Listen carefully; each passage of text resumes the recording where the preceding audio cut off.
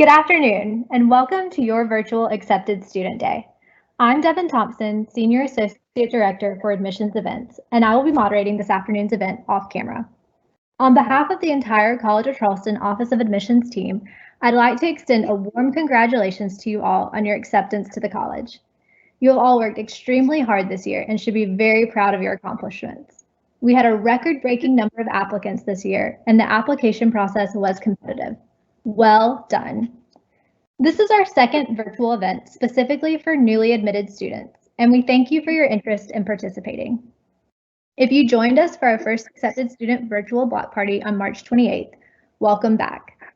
We know this is a strange time and you all are missing out on some important parts of your senior year, but we are very excited to celebrate your acceptance and hopefully answer your questions as you finalize your enrollment decisions. During today's event, you will hear from campus partners in orientation, as well as housing and dining. You'll also have the chance to sit in on panels featuring admissions counselors and enrolled students, covering topics from diversity and inclusion, next steps, and general campus life discussions. To maintain social distancing, all presenters are participating remotely from separate locations. We have a lot of great information to cover in 2 hours before our event concludes around 4 p.m.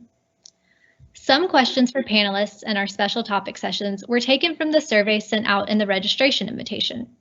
But if you have a question that hasn't been asked yet during the day, please submit it in the chat function during the event. Or if you think of something after our time together is over, email admissionsevents@cfc.edu. Before we kick off with our scheduled events, I'd like to introduce you all to a very special guest, College of Charleston President Andrew Hsu. President Hsu? Thank you, Devin. Good afternoon, everyone. I want to personally welcome you to our virtual accepted students town hall meeting. I'm glad you could join us this space. I wish we could be together in person. Truly, I imagine you are all very tired of looking at a computer screen. I know I am. April is such a beautiful time here in Charleston, and we would love to have you and your family on campus. Usually, there is so much to enjoy. Our beaches, our great city, but like you, we're doing everything remotely and from our homes. We're all living in unusual times right now, and therefore we're all having to do some unusual things. For many of you, your senior years probably seems like it was just wiped out. I know my own daughter, who is a high school senior, certainly feels that way. I hate that so many of you may have missed your proms, award ceremonies, spring projects, spring sports season, and all the other activities you were looking forward to. It doesn't seem fair, and it isn't. Life doesn't always follow the script we have written for it.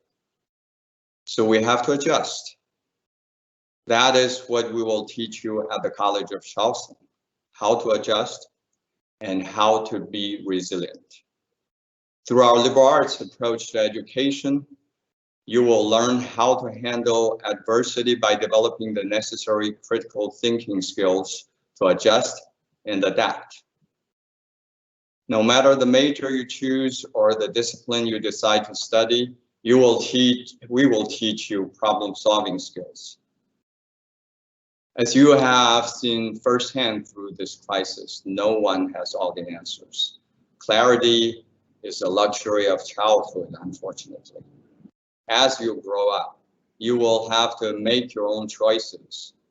At the College of Charleston, we will assist you in that transition into adulthood, help you become someone who can form educated opinions and then make educated choices.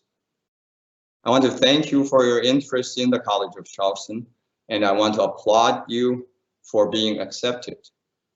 You are joining a community of scholars that will work hard for you and work hard with you to unlock your potential, because we know that your potential is boundless. If you hope to change the world, welcome to the front lines. Our university provides the true testing ground for new ideas and new solutions to age-old problems and new challenges.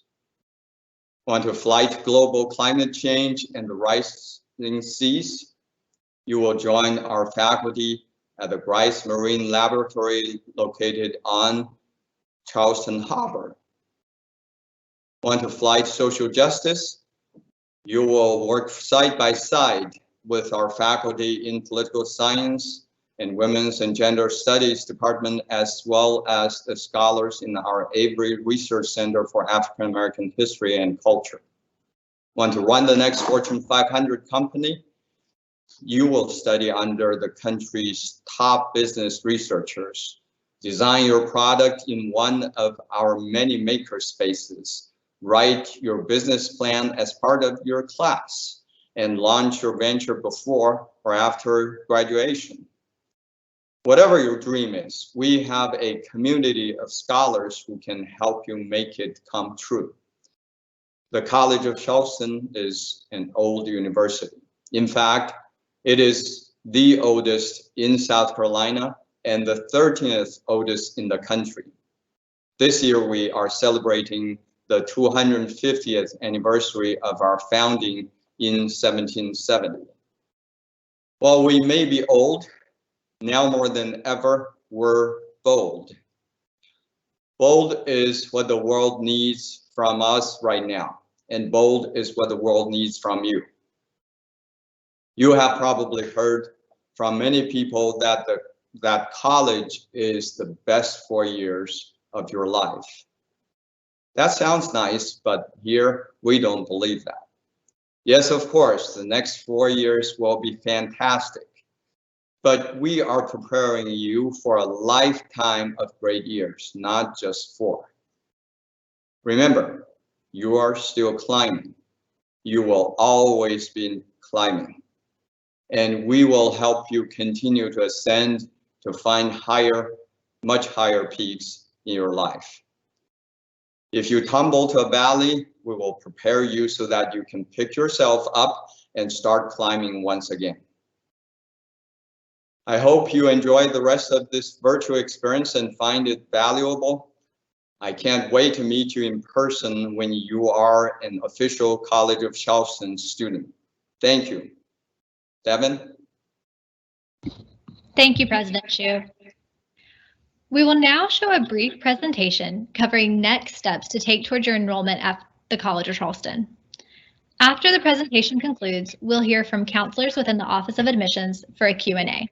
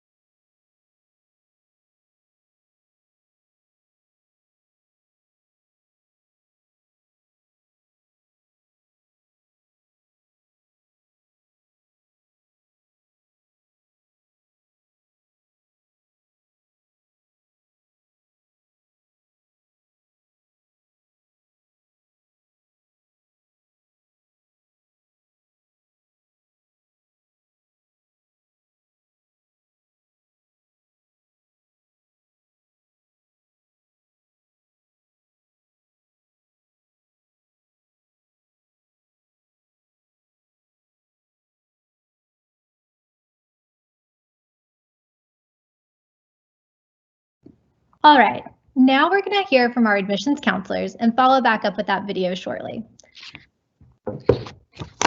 I'm excited to introduce you all to our members of our fantastic admissions team. Let's get started. We're going to start with our first question now. We have counselors joining us from our in-state, out-of-state, and international teams, and they're excited to speak with you all from questions that you submitted earlier. So our first question asks, with graduation dates changing, is there a change to when our final high school transcripts are due? Hi, Devin. This is Rebecca Drury. I am an admissions counselor here at the College of Charleston, and I work with students from Virginia, Maryland, DC, Illinois, and Wisconsin, and I would be happy to answer that question. We are going to be working with students who will have a delayed graduation or whose final high school transcripts are delayed. We generally expect those records to arrive by the student's orientation session, but because of the difficulties students are experiencing, we will be flexible as circumstances warrant. More about orientation specifically will come later in the event. Great, thank you, Rebecca. Next question. I applied as undecided. Is it too late to change that if I have a major in mind? Hey, Devin, I got it. This is Fred Quick. I'm Assistant Director in the Office of Admissions. I'm the counselor for the Deep South. And simply put, of course it's not too late. Although you have until the second semester of your sophomore year to declare your major, we understand it is paramount to your academic success, and it's also a clear and efficient path to your degree completion. So you can add a major, minor, or concentration as soon as you want, just by going through our program of study management system found in the academics tab of My Charleston. Fantastic. Thanks, Fred. Our next question asks, will any of your summer programs like Cougar Excursion or Spectra be offered this year?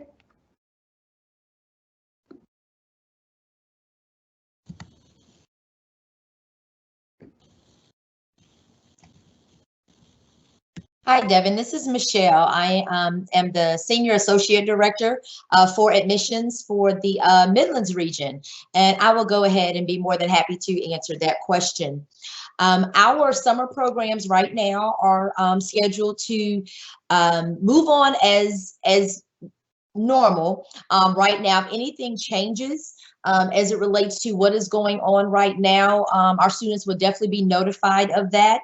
But in the worst case scenario, Spectra will move on as virtual, a virtual platform. But we are hopeful and very, very, hoping that we will continue on with our face-to-face on campus.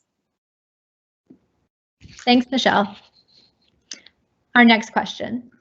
How will my final transcript be reviewed now that my school has gone to pass-fail for the remainder of the year? Hey, Devin, this is Christina DeCario, and I'm happy to take this question. Thanks, Christina. So we realize that students are moving to pass-fail grades on transcripts as the situation necessitates in some cases. We will not penalize students who have pass-fail grades on transcripts. However, we must abide by South Carolina regulations in terms of awarding state lottery scholarships. We'll continue to review all final transcripts for sustained academic achievement, and we reserve the right to revoke admission if a student's record declines significantly. That said, we do realize this is an incredibly stressful time for everyone, and we will make sure we are reviewing final grades within the appropriate context. I am the Director of Recruitment for the College of Charleston. I did not say that earlier, so just want to let you guys know who I am. Thanks, Christina. That was very helpful information.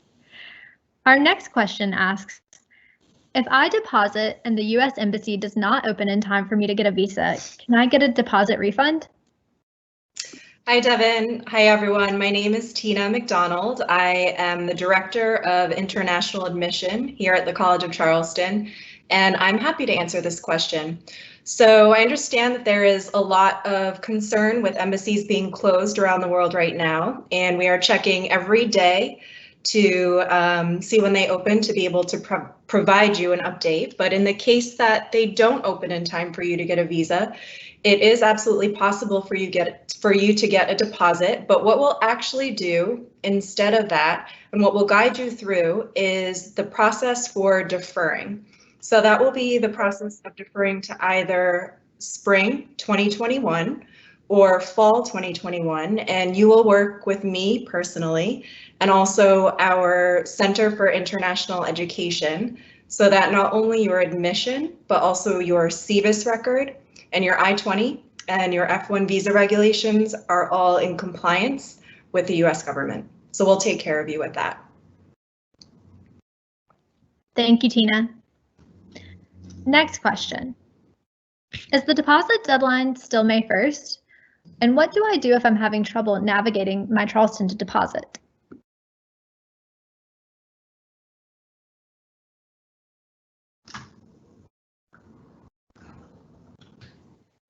Hey, Devin, I can jump in on that one. Once again, a simple answer. Yes, our deposit deadline is still May 1st. But if you're having issues accessing your e-bill through your My Accounts tab on My Charleston to pay your tuition deposit, a couple things I'll say is to check your browser.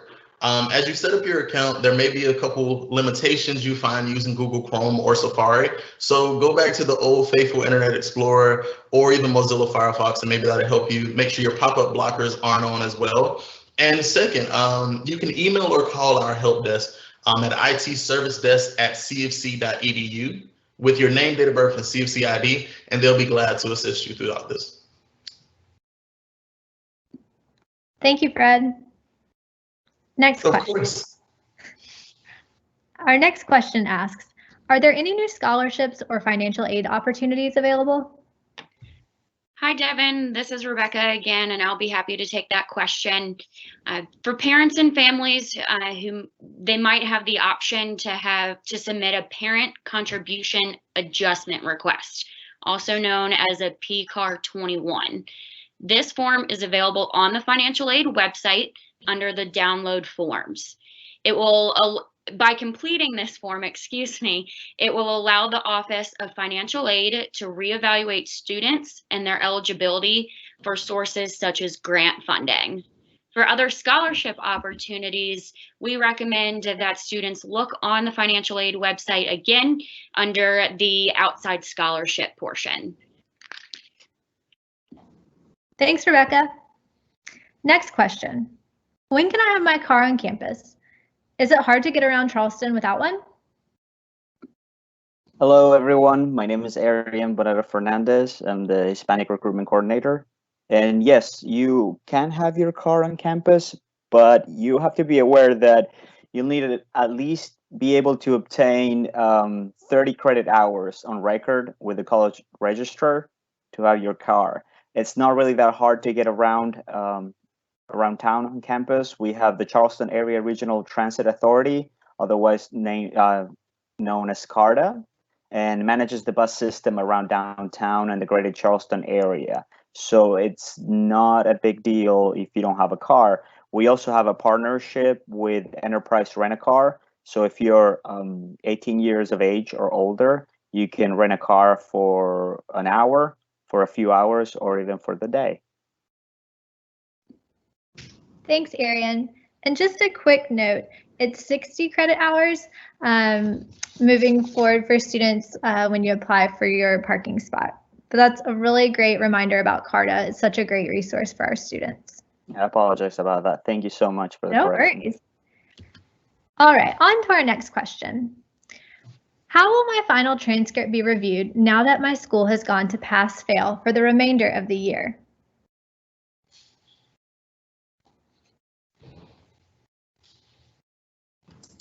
Oh.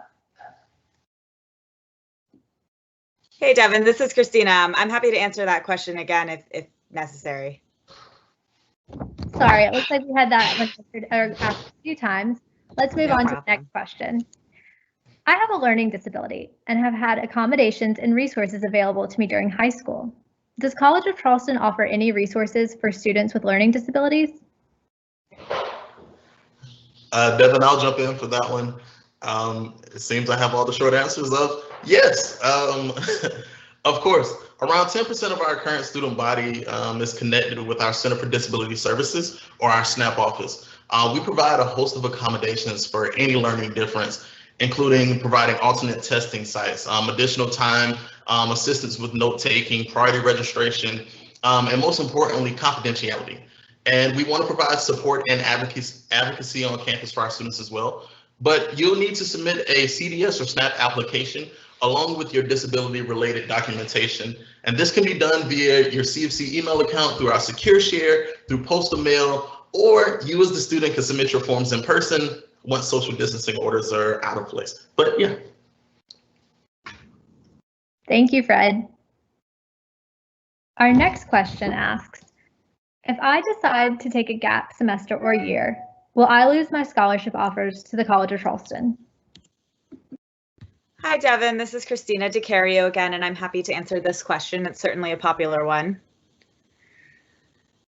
So while we realize that students may want to delay the start of their college career by 1 or 2 semesters, we are considering options for adjusting our procedure. Students need to contact the Office of Admissions to request a delay of 1 or 2 semesters.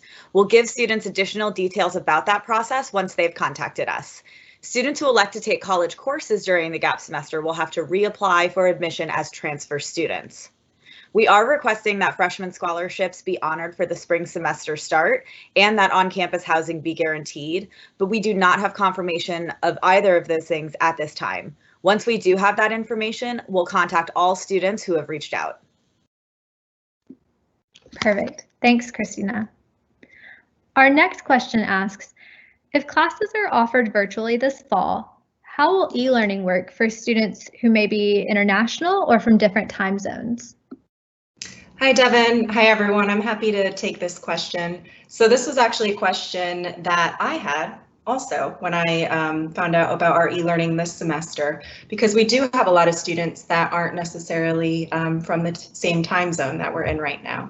So the answer to this is actually quite simple, and every instructor, once everyone has registered for their classes, every instructor will determine from which time zones all students in that particular class are coming from. And then based on that information, come up with a time that works for everyone in those time zones. Perfect. Thank you so much, Tina. Our next question.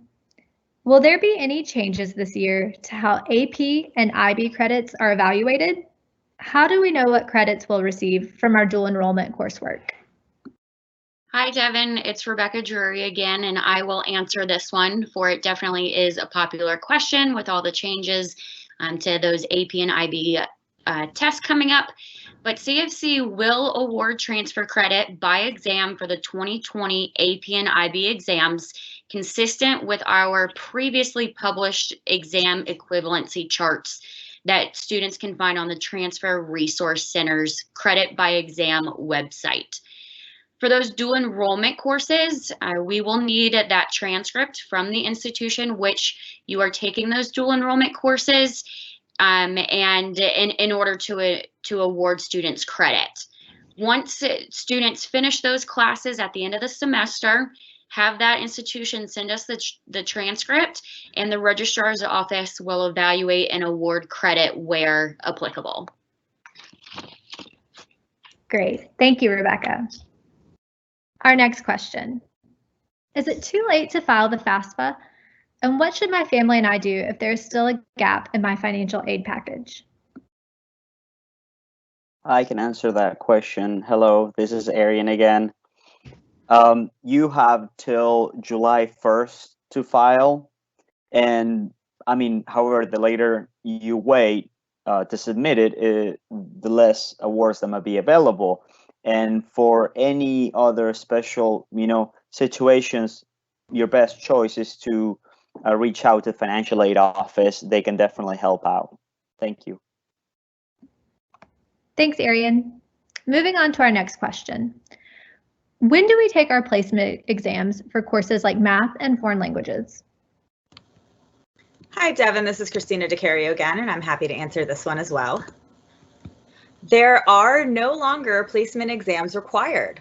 So here are some details on how the college will assign you to the appropriate math and language levels.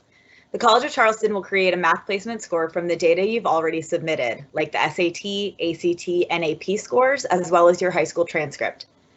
For placement in Spanish, French, German, and Latin, the corresponding academic department placed students according to the number of years of high school language they've taken. If you have dual enrollment credit, you'll be placed in the next language course in the sequence. Now, this is College of Charleston, so we offer 12 different options for languages. So for other languages, Arabic, Chinese, Ancient Greece, Greek, Hebrew, Italian, Japanese, Portuguese, and Russian, the department will arrange for individual assessments. These arrangements often need to wait until students and faculty are back on campus during the school year. As we move through the summer, we'll communicate updates to this process as needed. For all placement-related questions, I know that was a lot of information, you can start on the New Student Programs website. Thanks, Christina. All right, this is our last question for the Q&A portion with our counselors. Here we go. What's your best advice for a student who is still deciding on whether or not to enroll at the College of Charleston? Hi, Devin. Hi, everyone. This is Tina again. I'm happy to take this question. So my answer to this is actually might sound a bit counterintuitive, but my advice is do not stress too much about this decision. You will succeed wherever you choose to attend. And the reason I'm so confident in saying this is because your entire campus experience is up to you. So it's up to you to take advantage and seek out all the opportunities and resources that we offer.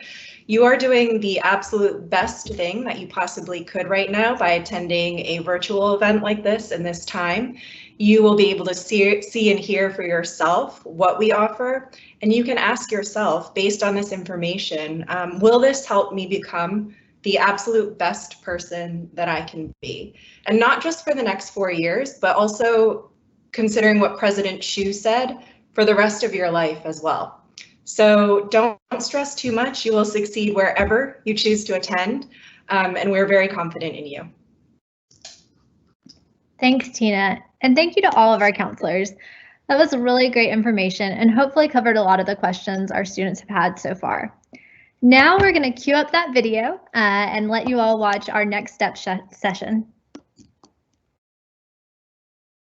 Hello and congratulations on your offer of admission to the College of Charleston. We are so excited to share with you all that the College of Charleston and Cougar Nation has to offer, and look forward to going through some of these next steps with you in more depth to help clear up any questions that you might have about what to do next. We're going to go through all of your next steps today, but if in case you have any questions moving forward, or you're stuck on anything or need some additional help, our contact information will be at the end of this presentation.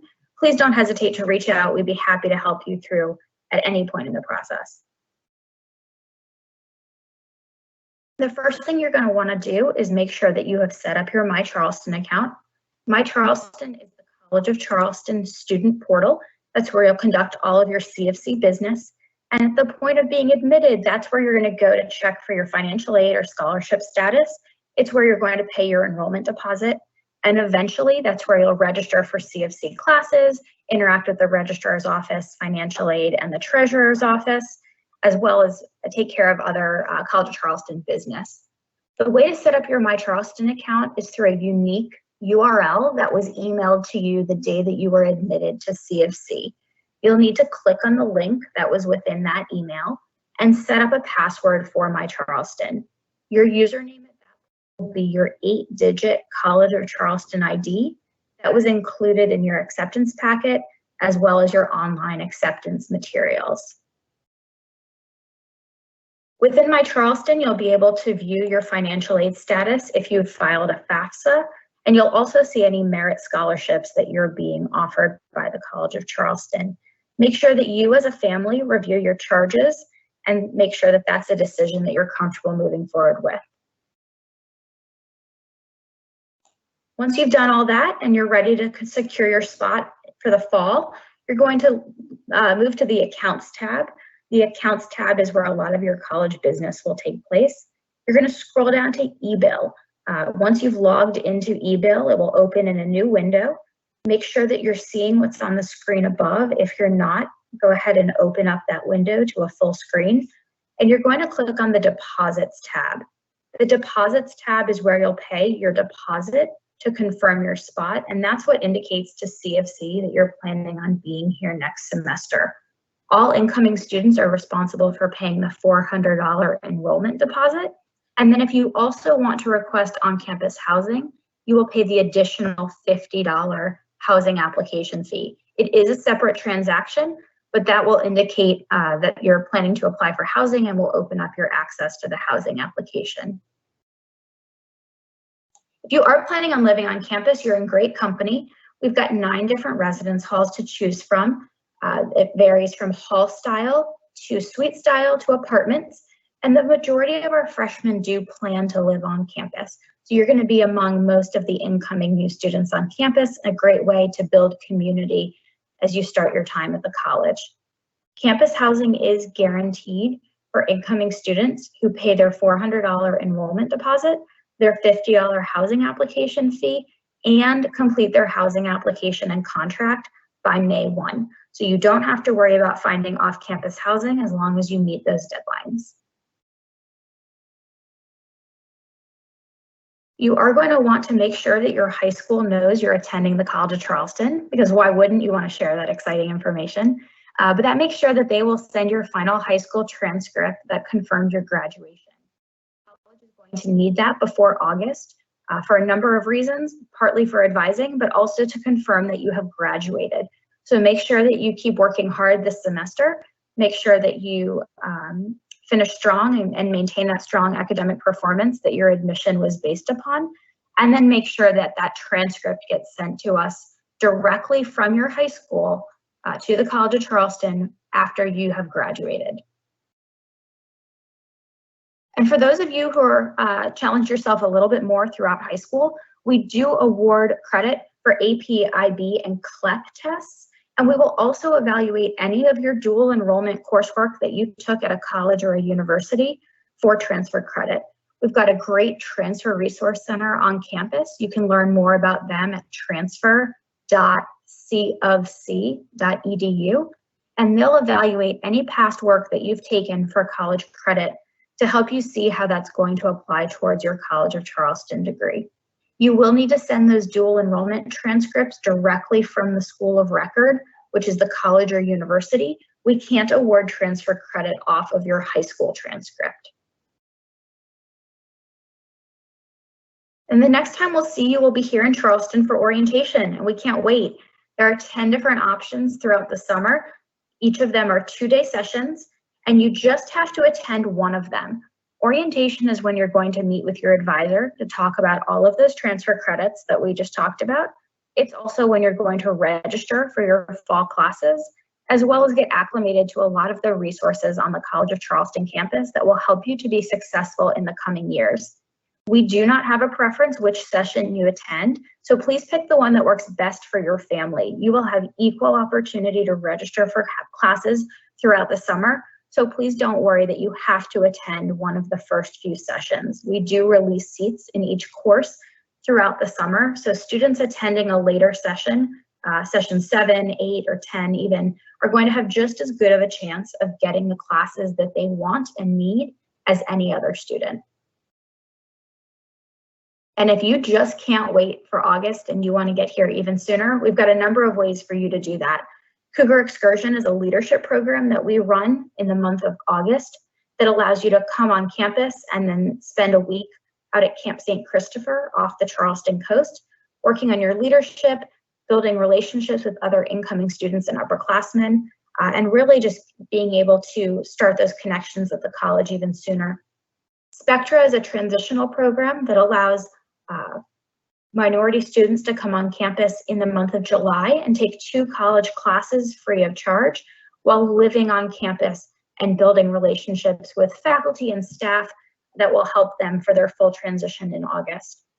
And whether you're planning to be in Charleston this summer or you want to stay at home, CFC Summer School offers a lot of classes online that will enable you to get a jump start on your degree while still being able to enjoy your summer wherever you are in the country. And once you've committed to the College of Charleston, make sure everyone knows it. Our bookstore has 2 locations here in Charleston, and we've also got a great online bookstore.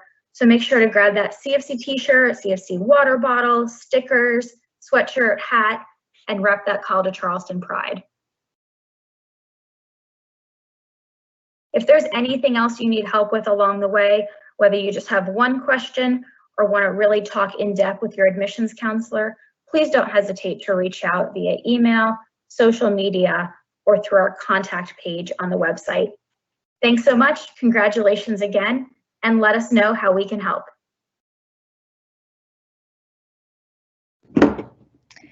Fantastic.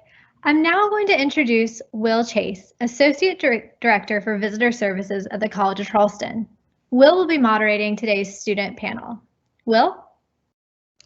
Thank you, Devin. I am excited to moderate the next portion of our virtual accepted student day with some exemplary College of Charleston students answering your very important questions. As we go through each question, I'll have our students introduce themselves first so you can get to know them a little bit, then go on and answer the question. So let's get started with our first question. What were the first few weeks like at College of Charleston for you? Hello, this is Destiny Hawkins. I am a rising senior here at the college. I work in the Office of Admissions as well as a resident assistant. A few campus involvements. I'm a student ambassador. I'm the newly found president of United African Students, and I'm also on the gospel choir. So my first few weeks of CFC, they were hectic, I would say. I was so dependent on my mom to help me through them. And after a while, she decided to not pick up any of my calls, and that forced me to go out, learn the offices to get any information that I needed straight by myself, learn the campus. It also forced me to be more social and talking to people to help my way around. You're forced to get out of your comfort zone, and it's a good thing because you will be needing to be more independent. So the first 2 weeks are probably the most growing you'll do coming to CFC. All right, thanks, Destiny. And our next question asks, when can I register for classes? Hey, Will, I'll take this question. Hey, y'all, my name's Claudia King. I am a junior from Pittsburgh, Pennsylvania, majoring in supply chain management with a minor in global logistics and transportation. Some things I'm involved in on campus. I'm a Charleston 40 tour guide. I work at the Office of Admissions, and I'm president of College of Charleston's business fraternity. And I also have an off-campus internship. So to get to the question, they talked about in the video a little bit that you will register whenever you get to orientation. Don't worry, because there's a certain number of spots allotted at each orientation. So whether you're at session 1 or session 10, you'll still get into those classes that you need to. We're still working on a plan for the summer orientation as things are kind of up in the air right now. You'll hear from Stephanie Allwater later a little bit about orientation and what that's kind of going to look like. But throughout your time here, you're also going to have an academic advisor and a major advisor, which are two really helpful resources for registering for classes once you get adjusted to being at College of Charleston. They help you create your schedule and make the process as easy as possible, so you don't have to worry about stressful registering for classes all by yourself. And also, I saw that we had a question about honors students registering for classes. And yes, honors students do register a little bit early. So you get that priority registration for the classes that you need to get into. All right, thank you, Claudia. And the next question is, how do you find a roommate? Hey, Will, I'll go ahead and take this one. Hi, everyone. My name is Ryan Murphy. I'm a senior here in the Honors College, majoring in biology, minoring in Spanish on a pre-med track from Bethany Beach, Delaware. I have a couple jobs on campus. I'm the vice president of the Tour Guide Association, and I do research here at the college. That's just a little bit about me. I think that finding a roommate can be some of the most exciting process when leading up to coming to college. There are a couple different ways to do it. The first is through our College of Charleston portal. When you go to pay your deposit, there'll be a housing application that will pop up, and you can message roommates right in there. We have what we call our eHarmony survey, where you go and take a bunch of questions about kind of your music style, your like sleeping habits, things like that, and they match you as best they can to someone. You can message right in there and request each other. The second option, you can go completely random if you're just really excited to come on down to Cougar Town and you want to move right in. You don't really, care as much who you live with. That is an awesome option for you.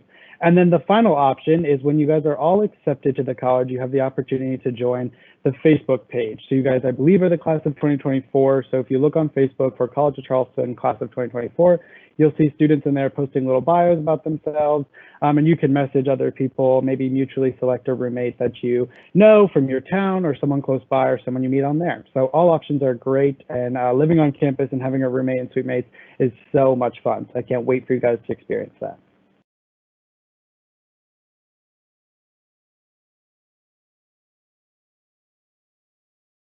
All right, thanks, Ryan. That was some great information. The next question we have is the all-important question about food. So the question states, how is the food at the College of Charleston? Hey, Will, I can answer that one for you.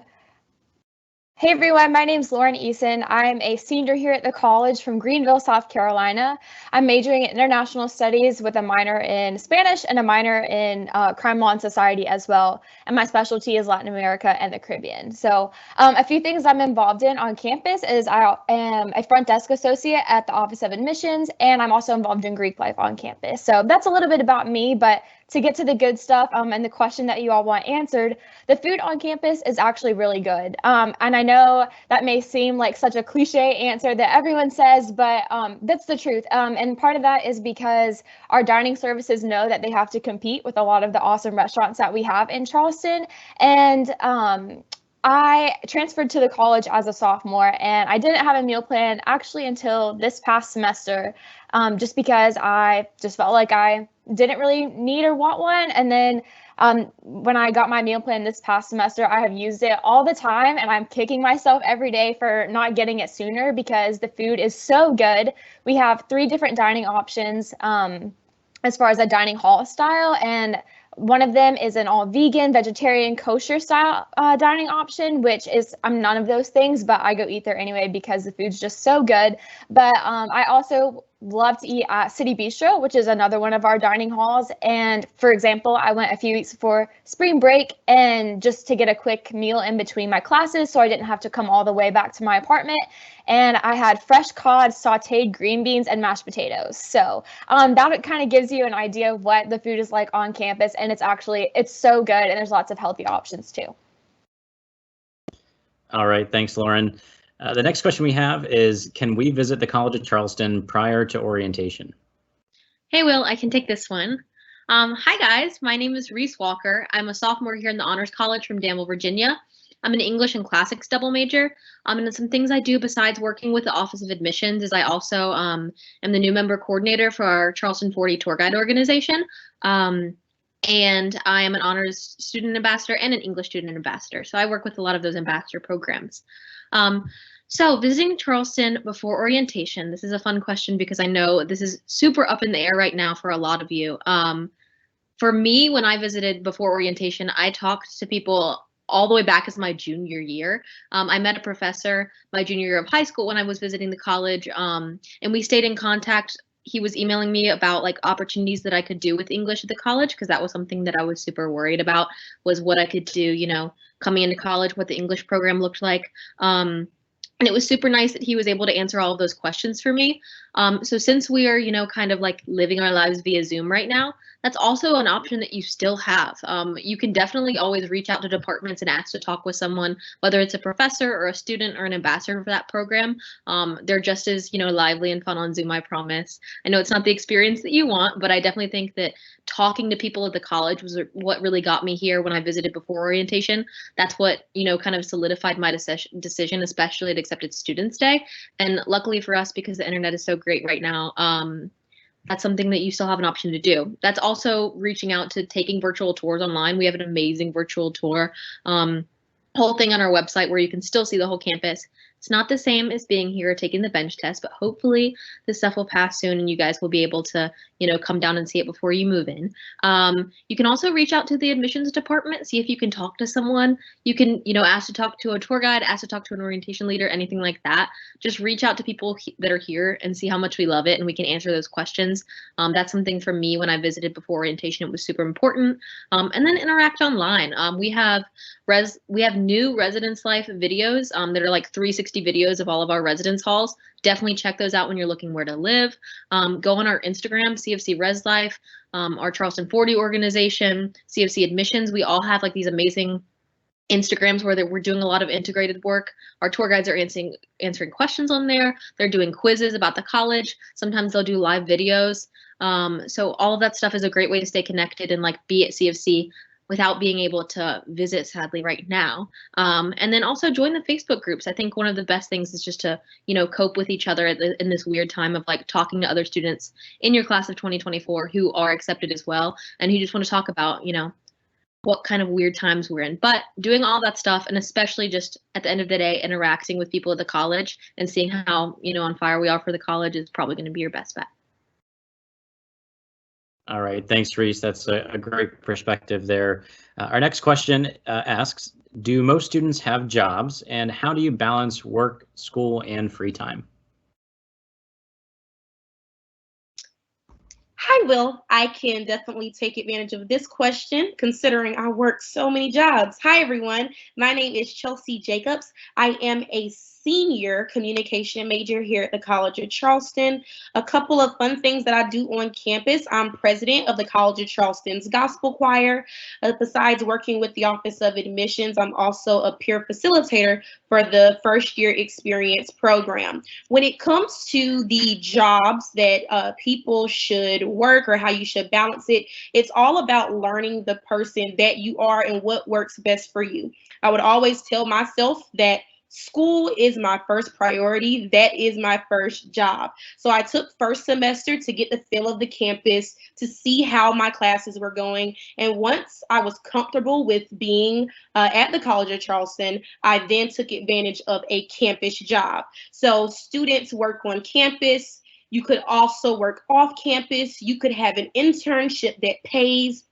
There are so many things that you could select. However, I would always advise creating a schedule. Time management is what will allow you to truly balance your schoolwork, having a job, as well as having a social life. Speaking for myself, I'm a student where I do schoolwork good during the day. When it comes to nighttime, that's not for me. So I decided to take advantage of jobs that will allow me to have downtime sometimes where I can get schoolwork done if needed. Every job that I have, I figured out where I can have a job that's somehow attached to a computer screen. So if I finish my project, I can go ahead and hash out a paper that I had. I also took advantage of campus jobs because they understand that you're a student first. So if I ever have midterms or maybe I have a test that I just need to study for, I can communicate with my boss and they'll understand that that's my first priority, as well as holidays and things of that nature. Whenever the campus is closed, you're able to go home as well. But if you have a job that may not be on campus, they may require you to work during times that the college may be closed. So that's how I'm actually able to balance, making sure that I find a job that's during the daytime, whether it be a work study job and I can do my schoolwork there, and then maybe pick up another job in the evening. I also picked up a job my sophomore and junior year where I was hosting at a local hotel, and I could do that in the evenings. I made sure that it didn't interfere with my schoolwork, and the moment that I felt like it was interfering, I decided to let one of those jobs go. So time management, learning what works best for you, and I would say definitely taking advantage of the opportunities that we have on campus first. All right, thanks, Chelsea. Certainly some words to live by there. Our next question asks, how has the College of Charleston helped in choosing your career path? Hey, Will, I can get this one. It's Lauren. So the College of Charleston has played every role in helping me personally choose my career path. And I'll just start by saying that everything that President Hsu said in his opening remarks is absolutely so 1000% true. Just how the college definitely in every aspect pushes you to be the best person that you can be. And just you're going to have people who are there for you and just want the best for you.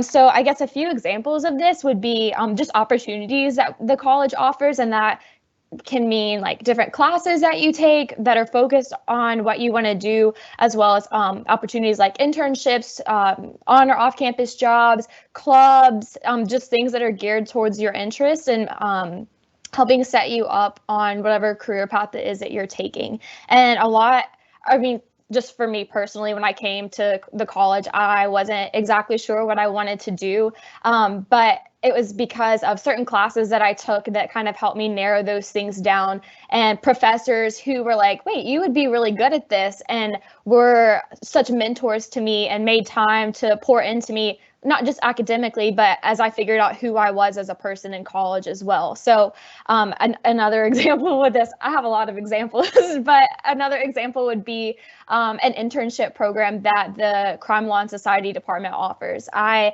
advisor, Dr. Stein, I went to her as part of our curriculum, we have to do an internship.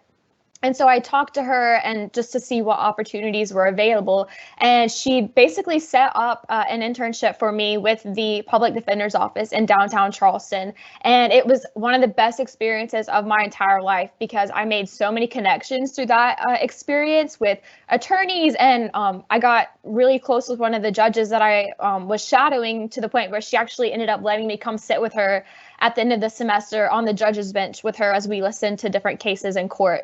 So just those kind of opportunities and experiences I would not have had without the College of Charleston. And it's because of those experiences that I was able to develop as a person, and have mentors who helped me to do that in order to know what kind of career it is exactly that I want to pursue, as well as even post-graduation, knowing that I have built relationships and connections and networked with not just people at CFC, but with people outside of CFC who are going to be there for me even after graduation and into the workforce. So that's huge.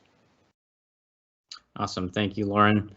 Our next question is, what is your favorite thing about the College of Charleston, and what is your least favorite? All right, it's Chelsea again. I'll take advantage of this one. My favorite thing about the College of Charleston, I would have to say, is the location. I consider the College of Charleston to be a living and learning laboratory because you get to take what you learn in the classroom, but then you get to apply that to the city around you. We are downtown Charleston, so we have the opportunity to have internships at MUSC, or there's just so many things that you can do right around you. On a social aspect, there's so many things for you to do. We have beaches, we have festivals that take place. The location of Charleston is amazing, but also we have the most beautiful campus in this nation, in my opinion. I love my institution.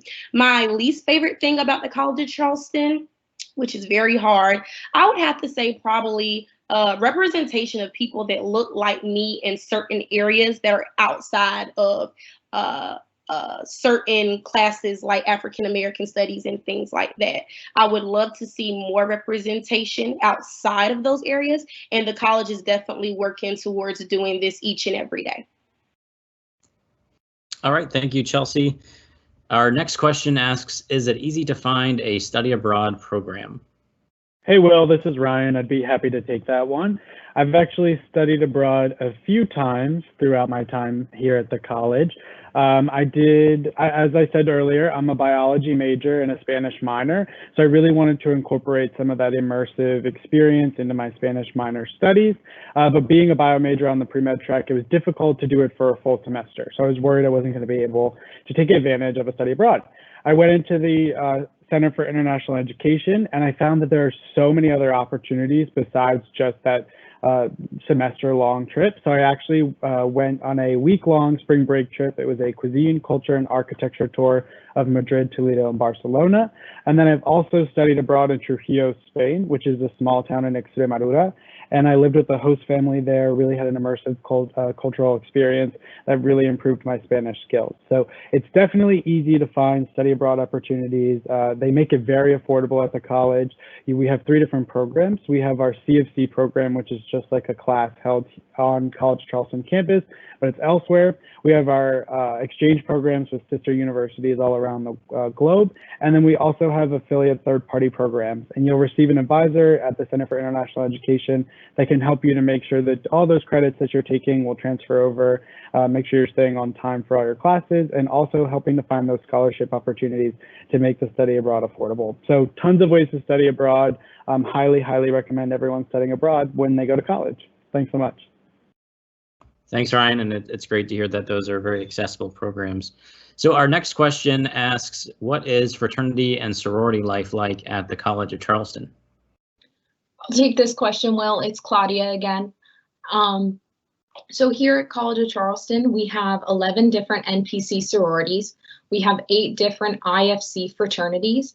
Those are kind of the more traditional Southern sororities and fraternities that you think of. They go through a rush process that's at the beginning of the fall semester, pardon me, and the sororities, the girls that are planning to rush the sororities actually get to move in to their residence halls a few days early and go through that process before classes even start. For guys, it's usually during that first or second week of classes. And then we also have 8 of the Divine 9 NPHC sororities and fraternities, which are historically African American. However, you don't have to be a part of that group to join those. And those are also a really cool environment as well. All 3 different types of sororities and fraternities that we have, they all participate in philanthropy events. So each fraternity and sorority chooses a philanthropy to participate with. So for example, one of our sororities sells Girl Scout cookies, and they all work together for other philanthropy events as well. So at the beginning of the school year, we have an event called Pep Supper, and all of the fraternities and sororities raise money for the Low Country Food Bank. But then there's a different element where they participate in a dance competition. It gets super competitive. I'm not in a fraternity or sorority, but they do, it's super fun to still go for all of our students. And along with that, only 20% of our College of Charleston population is Greek. So you don't need to feel pressure to join one if you're coming here. We're not a go Greek or go home school, but it's still a really great option for those that are interested. One really cool part that I like about our Greek life is that all of our sorority and fraternity houses that are on campus are actually historic homes, and they all look really unique and different. So if you find yourself on campus within the coming months, I encourage you to drive up Cumming Street and take a look at those houses. But yeah, and then we also have different, if you're not per se interested in the social Greek life, we also have 2 different honor societies here at College of Charleston, and we have a number of professional fraternities as well, like a business fraternity and chemistry fraternity. All right, thank you, Claudia. We've got a few more questions here. Our next question asks, describe your classroom experience and how are the professors? I can do this one, Will. Hi guys, it's Reese Walker again from Virginia. The classroom experiences and the professors are definitely probably one of the biggest reasons I decided to attend CFC in general. We actually have our average class size is about 23 students with a 15-to-1 professor to student ratio. So it's a really small class atmosphere. I actually come from a super small private school. My graduating class was 23 students. So that was something I was worried about coming to college, was like these humongous classes of like 400, 500 people. And I definitely don't even know anyone at the college who's ever experienced a class of that size. Even my lecture style classes, I only have about 40 to 50 people in, which is super nice. That being said, that is so beneficial when you're talking to your professors and just engaging in class in general. I've gotten so much closer to my professors in college just because we have such a small classroom environment. My calculus class last year was 9 students, so it was super nice, especially in a math class. Again, I'm an English major, that was not my forte, but being able to go to his office hours and like get extra help if I needed it because we had a small class. And it's also really, really great for recommendations as well. If you're looking at internships, applying to study abroad grants, pretty much a myriad of things. If your professor knows you a lot better because you have those small classes, writing a recommendation is going to be so much better.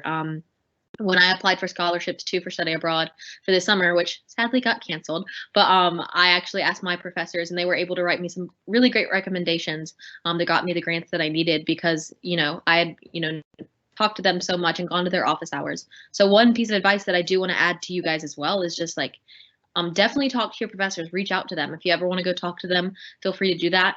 They're actually required to, kind of just sit there and wait for students. They're not really working or anything. They're just waiting for students to ask them questions. So if anything, some of my professors even reach out and are like, please, like, if you're just bored, come by my office. I have nothing to do. So sometimes I'll just go and talk to my professors about my assignments or just about, like, how things are going, stuff like that. So that's super cool, and it's like a great support system with work as well. All right, thanks so much, Reese. Our second to last question here asks, where do students hang out on and off campus? Hey, Will, so I can take this one. It's Destiny again. And I would say on campus, some hot spots would be the Cistern Yard, most definitely, and Rivers Green beside the fountain. Also, more low-key would be behind the Math and Science building. It's a great green yard, as well as Stern Gardens with the turtle pond and the picnic chairs in the back. Those are on campus. And off campus, those would be more so going to the Pineapple, walking to Riverfront, which is about a 15 to 20-minute walk, depending on your rush, and the fountain there, the waiting pond, and going to the pier. And if you did have a car, then more so North Charleston, the mall, most definitely, or the outlet in Singer. All right, Destiny, thanks so much. Some good spots to check out. Our last question asks the all-important question: why did you decide to attend College of Charleston? Will, I would love to answer that question. This is Ryan Murphy from Bethany Beach, Delaware. I decided to choose the College of Charleston 4 years ago, right around this time. It was crazy. I remember walking on campus, and of course I was able to go to Accepted Students Day, so I walked right on and I got this overwhelming sense of family. And when trying to decide at college, I wanted a place where I was going to be more than just a number on a roster. I wanted faculty and staff members to, really see my drive and my passion and help me succeed and get to where I am. And I truly have found that here at the college. I have professors that I'm so close with now. I call them aunts and uncles because they really do feel like members of my family. The different kind of specialized research opportunities and just opportunities in general in the city of Charleston have really made me feel like such an individualized student and has really prepared me for my future career in medicine. So I'm very proud that I have chosen this university, and my family, whether it's my alumni network, my current faculty and professors, and even just the staff here at the college, really is one big CFC family. So that's why I chose the college.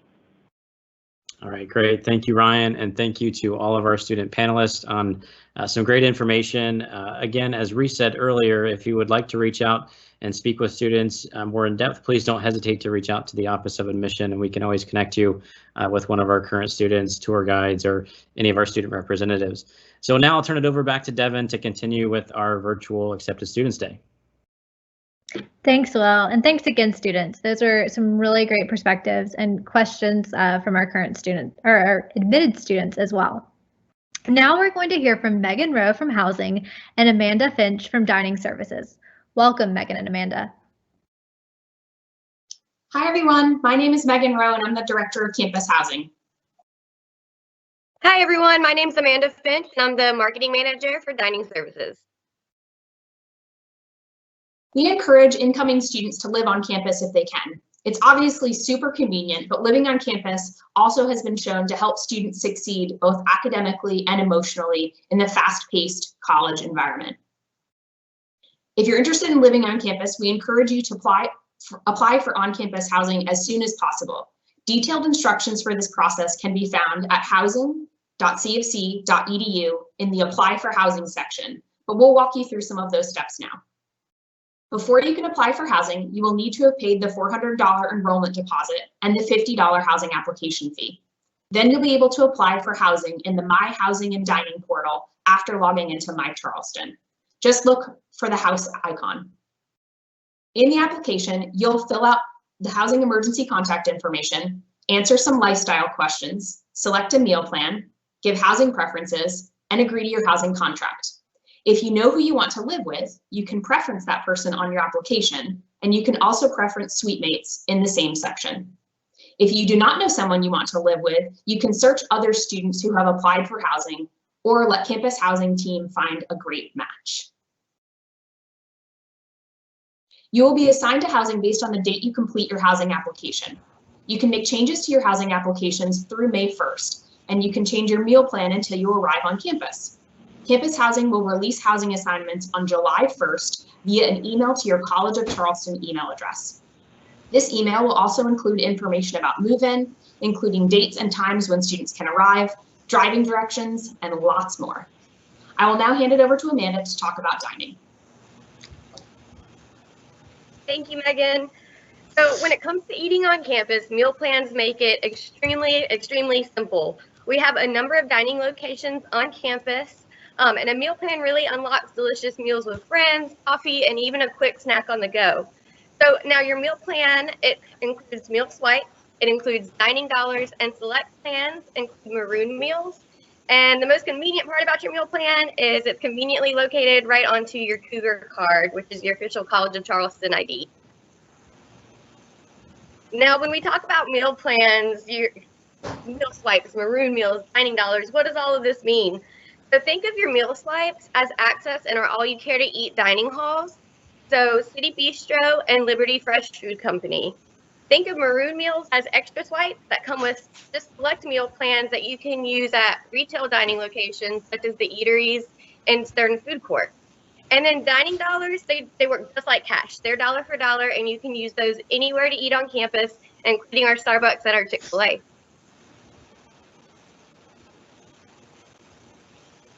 Now, for first-year students living on campus, there are 3 meal plan options that you'll select from. The first one is our all-access diamond meal plan, which is probably our most popular plan. What that allows is unlimited meal swipes in our all-you-care-to-eat residential dining hall, 300 dining dollars, which continue to roll over until you graduate, and 7 maroon meals that you can use per week. The all-access plan is just a step down from that. The only difference between the all-access diamond and the all-access plan is really just the amount of dining dollars. And then if you really kind of want to budget out your week and figure out how many meals per day you think you're going to eat, then the 12 meals per week plan allows 12 meal swipes per week and 275 dining dollars, but that plan does not include maroon meal swipes. So we have additional resources if you're wanting to learn a little bit more about dining. A full list of our dining locations, hours of operation, a full list of our meal plans for commuter students can be found at charleston.campusdish.com. And then also we encourage you to follow us on Instagram to find out about everything that we're doing on campus. We do a lot of fun events, different theme meals, things like that to kind of keep energy up on campus with dining. And then we also have an on-campus registered dietitian. If you do have any dietary needs or preferences, food allergies, we encourage you to connect with our on-campus registered dietitian, and she can have one-on-one consultations with you and make sure that you're able to navigate our dining halls and find meal solutions that are appropriate for your select diet.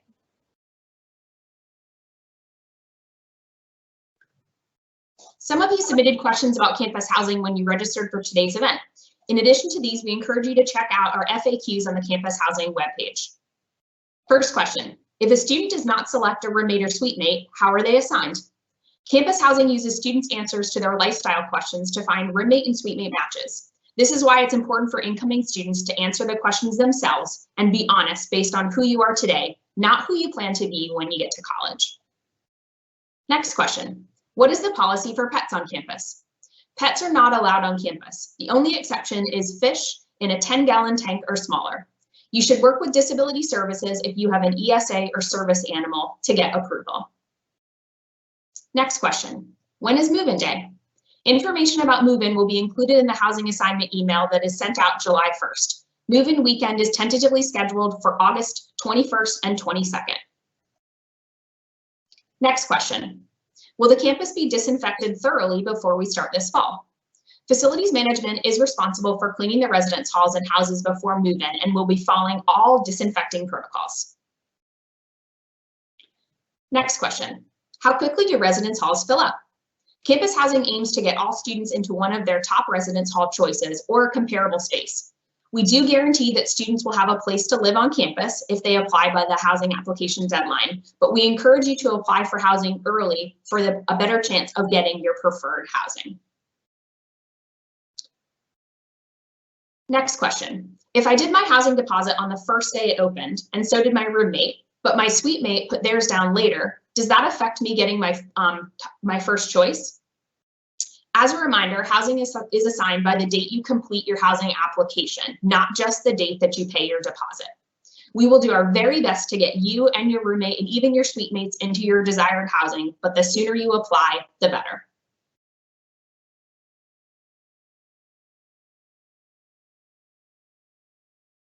I'll now turn it over to Amanda to answer some questions. Okay, so I see the first question is, are there vegan and vegetarian options? And the answer is yes. We actually have a unique aspect about dining at the College of Charleston, and that is called Marty's Place.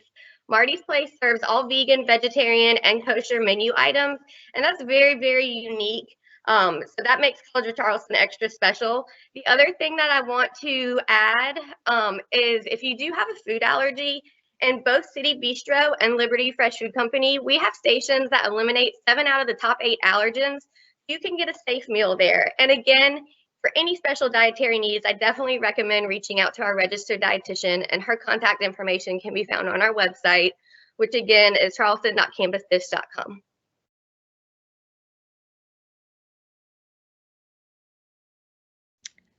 Great. Thank you, Megan and Amanda. If we don't have any other questions now, we'll wrap up our housing and dining portion and move on. I know we've covered a lot of information so far, you guys, but please don't go anywhere yet because we have a couple of more fantastic sessions lined up. I'd now like to introduce you to Kenyatta Grimmage, Associate Director for Access Initiatives, and Michelle McDowell, Senior Associate Director of Admissions. Yeah, Kenyatta and Michelle will be hosting our Diversity and Inclusion Student Panel session, along with current College of Charleston students. Michelle and Kenyatta? Thank you, Devin. Good afternoon and congratulations to our accepted students. Welcome to the virtual accepted students day and our diversity session. This session is designed for you, the accepted student, along with your family, to get a better understanding of how we here at the College of Charleston are committed to ensuring diversity and inclusion in every aspect of our institution. With that said, I'm honored to introduce our Associate VP, of Institutional Diversity, Dr. Renard Harris.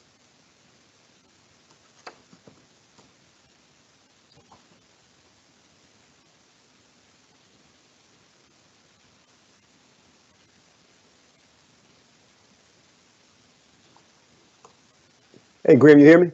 Yes, sir. All right, man. How you doing? You're live, buddy. You can go ahead. You ready? Yes, sir. Fantastic. My name is Renard Harris. I'm the Chief Diversity Officer at the College of Charleston. Thank you for the time. I want to thank Mr. Grimmage for giving me this time as well. I won't be long because the student experiences, the students panel will be the most important part because their experiences are what you want to hear about. But I do want to say this. The way we see it here is that your experiences matter. Your experiences from birth to now have shaped who you are, and that's incredibly important. And a big shout out and gratitude to all those amazing people that help shape who you are, mothers, fathers, grandparents, community members, because those experiences have helped you decide your self-identity. Self-identity is important to us because at the College of Charleston, we know self-identity leads to perspective. And when you have multiple perspectives, you have dynamic solutions, you have complex thinking, you have creative thinking.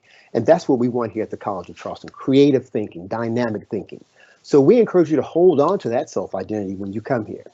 So whether it be through race, gender identity, gender expression, religion, ethnicity, however you see the world, your worldview, you bring that here. We will honor that greatly because we know that brings multiple perspective, and that's important to making a big difference in the world. So I guess we see diversity as an asset. We see it as a gain to make the world better. So when you come here, you'll find that the College of Charleston, we don't want to change you. We want to enhance that self-identity, and that's incredibly important. So let's talk about challenges. You know, the College of Charleston is an amazing ecosystem, amazing eclectic students, faculty, staff all around. One of the challenges is how do you navigate that self-identity through this amazing campus? Well, here's the good news. We've got folks like Mr. Kenyatta Grimmage and others that help navigate that for you. We have amazing resources on this campus, and we encourage every student to access those resources. But if you don't know how, we will help you get there. But we encourage that conversation, that reaching out, that asking, because sometimes finding where your self-identity is placed can be challenging sometimes. But once you find it, the rhythm begins to roll and you find a great home here at the College of Charleston. So another great question. Is it a predominantly white campus? Yes, it is. Racially, it is. But if you engage with the campus, you're going to find out what you already know. Not all white people think the same. Not all black people think the same. Not all Hispanic, not all LGBTQ community members think the same. Once you engage with communities, you begin to see diversity not only in skin color, but in thought and thinking and ideas. So it's a challenge. And here's the challenge to you, to engage. Don't just come here. You have to engage with this amazing campus. So if you find yourself self-isolating, reach out to one of us because we need to help you do what we do best. Nurture that self-identity and get it out into the community. Because when you walk across that graduation stage, those employers will be able to see the difference and know that you went to the College of Charleston and we nurture that self-identity to enhance it so that you can make a difference in the world. So I guess in closing, it's this. We see diversity encourages curiosity. It encourages invitation, that you invite yourself to worlds and invite other worlds into yours. And lastly, it encourages courage. You got to be bold and courageous to get out there, own your identity, and explore the College of Charleston. Mr. Grimmage, thank you for this time, and I look forward to hearing the panelist discussion. Thank you, Dr. Harris. At this time, we'll begin our student panel. Each of our students who are on this panel will introduce themselves prior to answering our questions. So we'll go forward. Our first question, similar to many of our current accepted students, many of you had multiple options for college. So give us a little insight into why you chose the College of Charleston.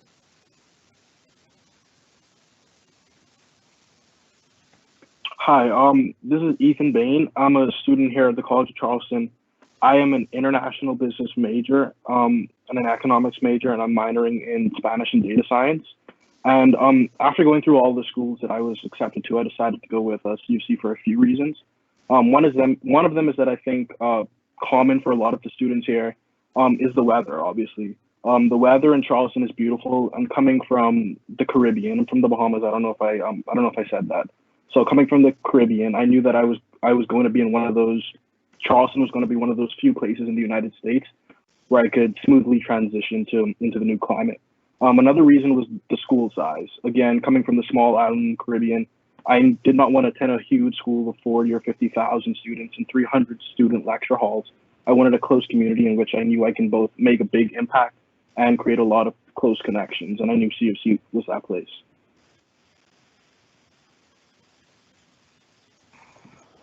Hey, Grimmage, I can also answer this one. So my name is Yuki Yamasaki. I am a senior political science major from Detroit, Michigan. And the reasons that I came to the college was, first and foremost, I wanted to study marine biology. And so the major was really key in my decision. And then also on Accepted Students Weekend, I came to the College of Charleston and I just fell in love with the city and the location and just how beautiful the college was. And so I think location and the major were big factors in my decision. Hello, I'm Brianna Pedraza, and I am a finance major with a marketing minor. I am from Hollywood, South Carolina. And what made me choose the College of Charleston was the fact that it was so close to home. I'm from Hollywood, so it's about a 40-minute drive. I live on campus, but I can always come home if I need to. My dad works a lot in downtown as well, so he'll see me walking around campus and he'll just honk at me, and I get to see my dad.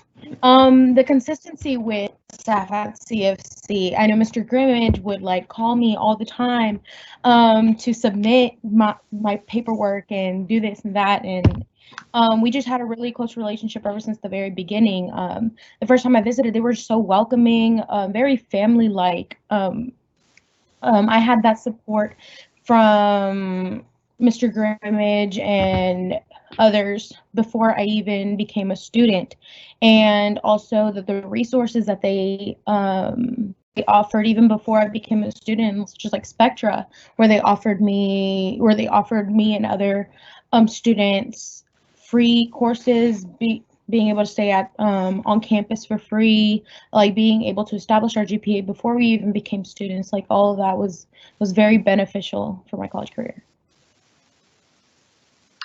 Hello, my name is Vernon Kennedy. I'm a junior here in the Honors College majoring in molecular biology on the pre-med track. So just to kind of echo some of the things that everyone has been saying, definitely the size here at CFC. We're a mid-sized institution. We only have about 10,000 undergrads here on campus. I came from a very small town. It was one high school, one middle school. So I wanted that very tight-knit family community to be a part of my post-secondary experience. So I was able to get that here at CFC. Also, like Bree was saying, the community that you just get from the campus before you're even officially a student. So when I was in high school, I participated in many of the outreach programs that the Office of Admissions offers. So junior project, senior project, different things like MOVE, the multicultural overnight visit experience. We'll talk a little bit about that later. But I've been able to do all of those programs, and that kind of just aided in me making the decision to come to CFC. Another thing, of course, was the distance. I'm from Winsboro, South Carolina. That's about 2 hours away, so I'm far enough from my family. But if something happens, I can always get back and be close to the ones that I love. And lastly, the academics here at CFC. We have a very strong liberal arts curriculum here at the college, and that was something I definitely wanted to take advantage of. Our next question. Did diversity play a role in you deciding to attend the College of Charleston? Most definitely, it really did. As Vernon mentioned previously, I participated in MOVE, which is an event from the admissions office. I'm sorry. When I participated in that MOVE, I saw students who looked like me. I saw how open-minded and how accepting they were of everyone, no matter what their background was, no matter where they came from, their sexual orientation, like anything, like so accepting. They were just, we're all in this together, and that's what they were very transparent about that.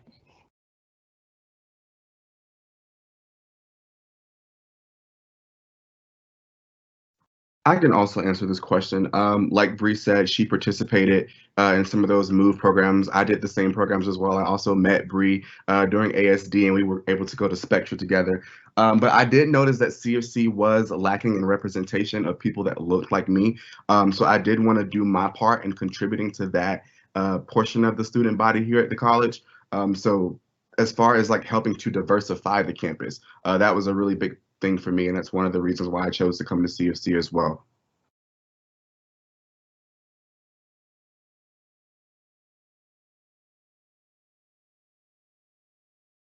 Mr. Grimmage, you're muted. Sorry, guys. As a minority student on a predominantly white campus, do you feel CFC has done a good job with providing you with the resources necessary to be successful? Hey, Grimmage, I can start off this one. It's Yuki again. So I think as an Asian American in the South, I think in the beginning of my college experience, I was surprised at how few Asians there were at the College of Charleston.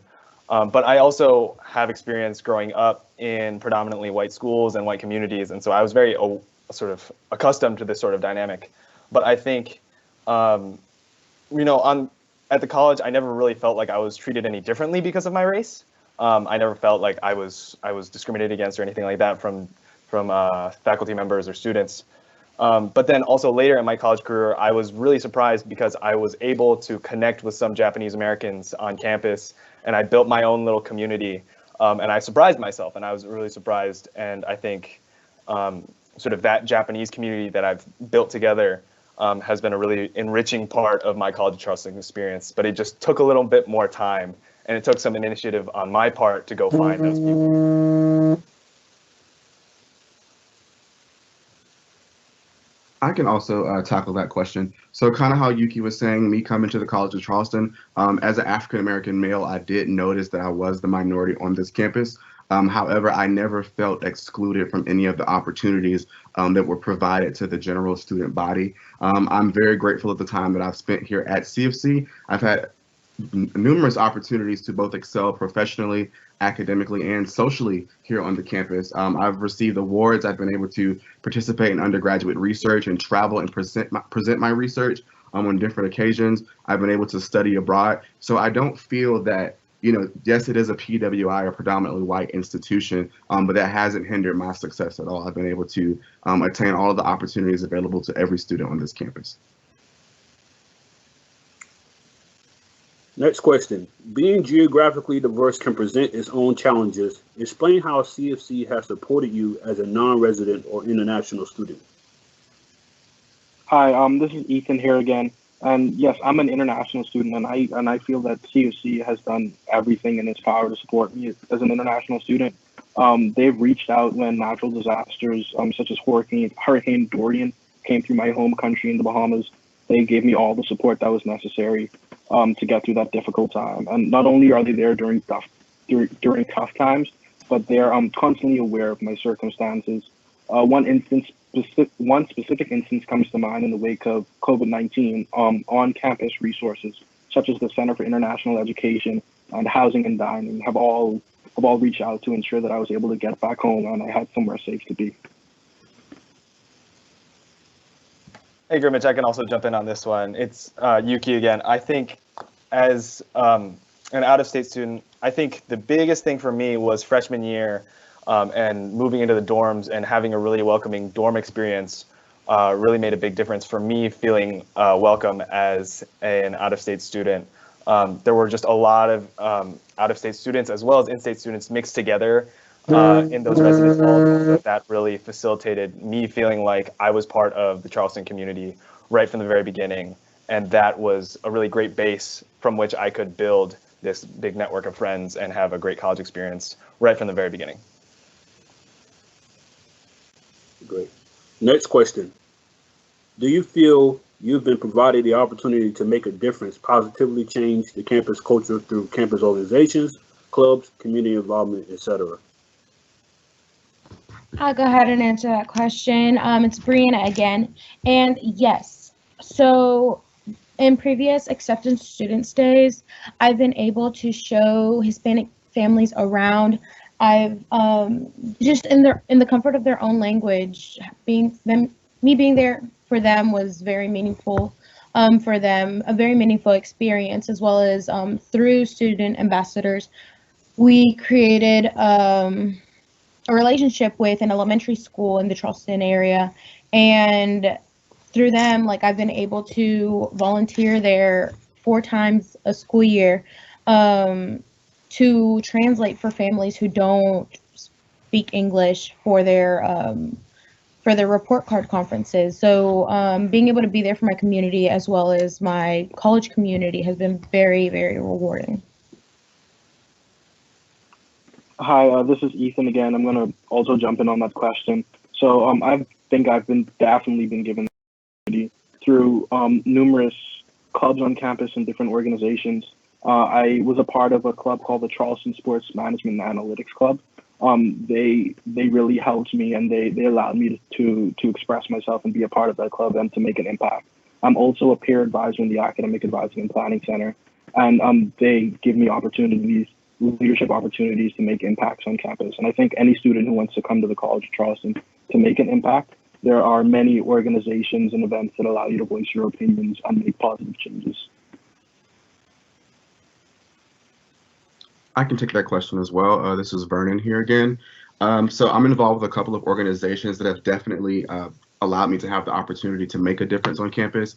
Specifically through the Office of Admissions. I'm a member of Charleston 40, the premier tour guide organization, but I'm also vice president of Student Ambassadors.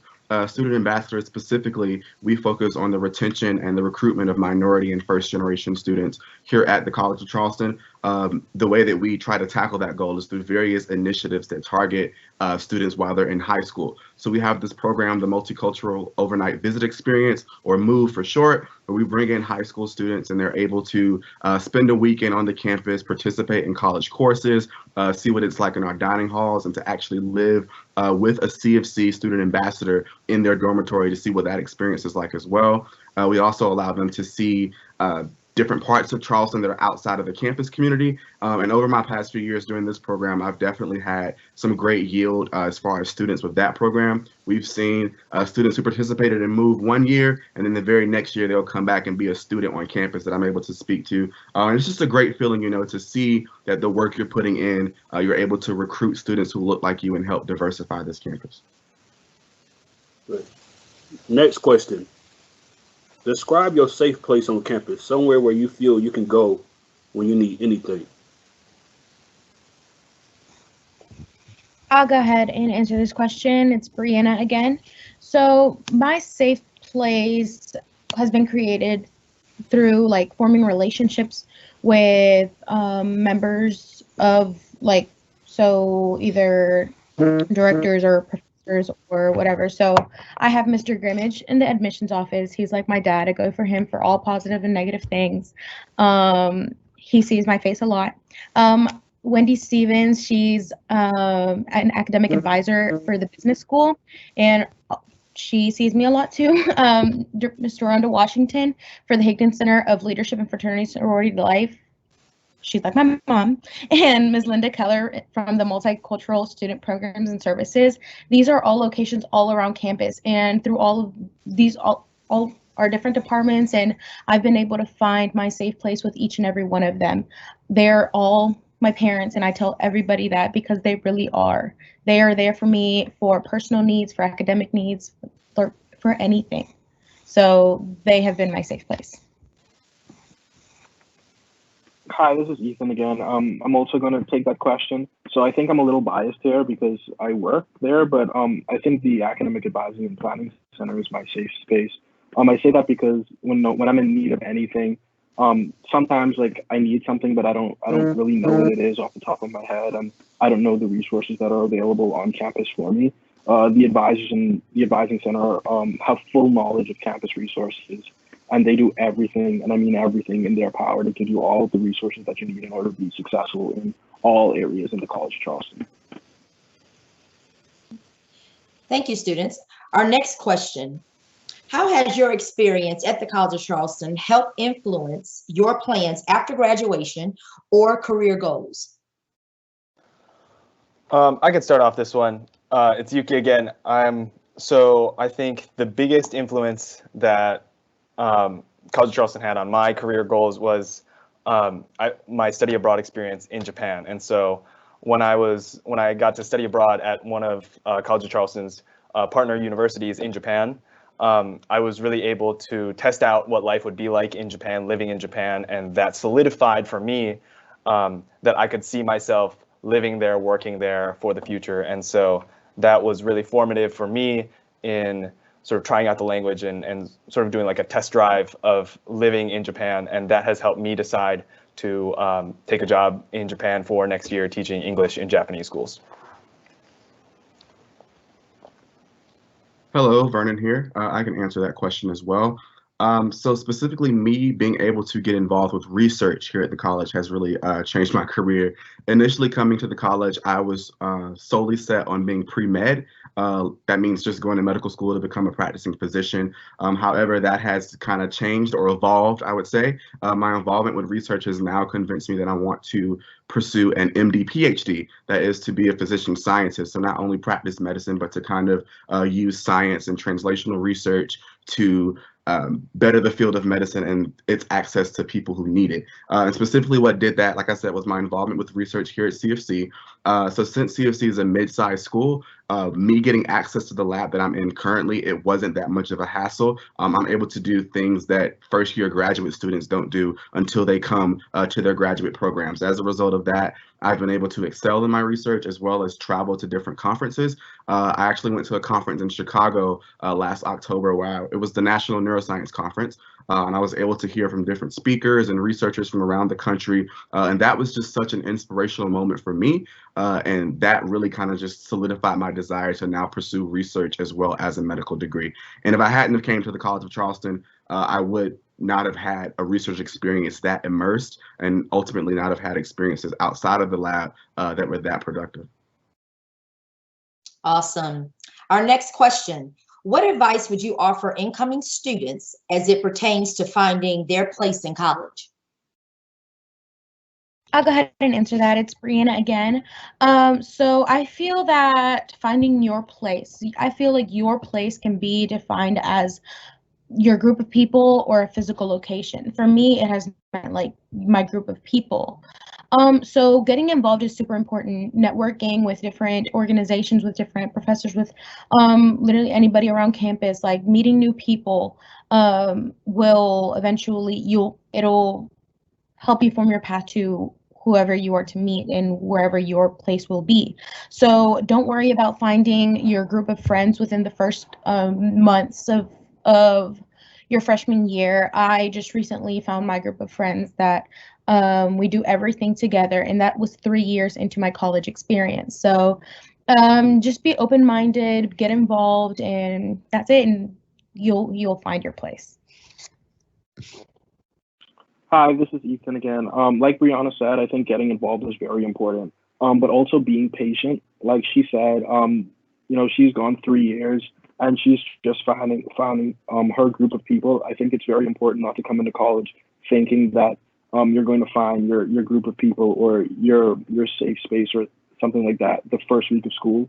I think you should come in with an open mind and give it time. And if you do that, I think you're going to love this place, and you're going to meet some of your best friends during these years if you take advantage of the opportunities that are given you. I can also tackle this question. It's Vernon here again. Just to kind of echo something that Dr. Harris mentioned earlier, he talked a lot about identity and how important that is. And I think a part of understanding what your identity is, or at least coming to find it, is being yourself. So obviously, people who are part of minority groups, we're not going to be the majority when you get here to the college campus, but that doesn't mean that you have to belittle yourself or decrease who you are as a minority person to kind of fit the mold or to fit in an environment that you're not traditionally used to. It's always important to be yourself, because when you be yourself, you're able to kind of just navigate life a little bit differently versus if you're trying to fit a mold that truly isn't yours. And that's something that I've discovered early on while I was here at the college, was to just come in and be myself, and to kind of lower the expectations that you set. We always have expectations for ourselves, and we think that the world sees us in a certain way, but it's always good to just kind of take some of that burden off of yourself, because a lot of the stress that comes with trying to find your place and fit in and all those things, you bring that personally. So if you can just get out of that mentality and kind of just break that mindset, things will go a lot smoother for you.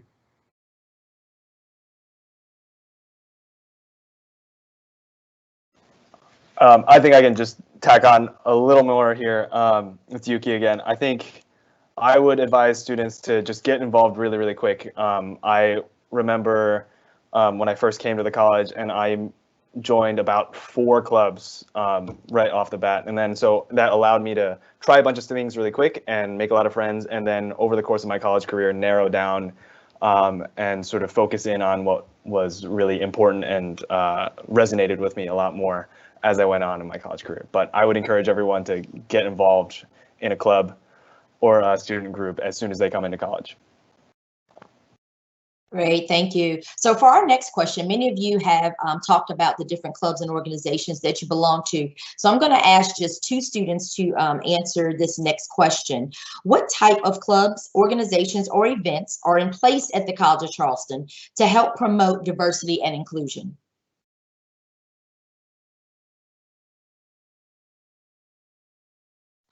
I can start that question off. It's Vernon here again. So just to kind of echo some of the events I mentioned earlier, we have MOVE, Junior Senior Project. However, those events are targeted at students who aren't here at the college yet. We're trying to recruit, but that's a part of our initiatives and student ambassador, that is to recruit. But as far as the retainment portion, here at the college, we have different organizations on campus, different organizations like the Office of Institutional Diversity, Multicultural Student Programs and Services Office. Also, we have different ethnic groups that kind of help to promote those atmospheres. We have the Black Student Union, the United African Students here on campus. Many of these groups host events throughout the semester for students to come and participate, whether it's a cultural education event, just a cultural participation event, whatever have you.